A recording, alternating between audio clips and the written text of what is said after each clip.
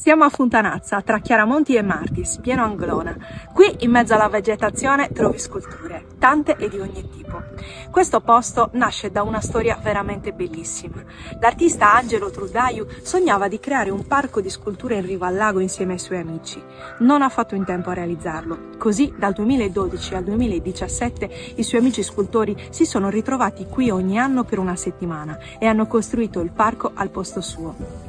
È stata l'amicizia vera a muovere tutto, amici che si sono stretti ancora di più attorno al sogno di Angelo Truddaju, un'amicizia che non è finita con lui, ma ha scelto di prendere forma concreta in queste opere. Quando sai questa cosa, guardi le opere in modo completamente diverso. Non è solo arte contemporanea in mezzo alla natura, è un vero e proprio atto d'amore collettivo.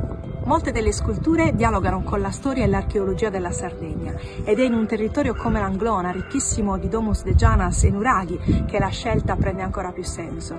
Quindi se siete in viaggio nel Sassarese e non ci siete mai stati, andate. È gratuito, è autentico ed è anche questa la Sardegna che mi piace. Linkate questo video a qualcuno che non lo conosce ancora. Ci vediamo la prossima settimana. A presto!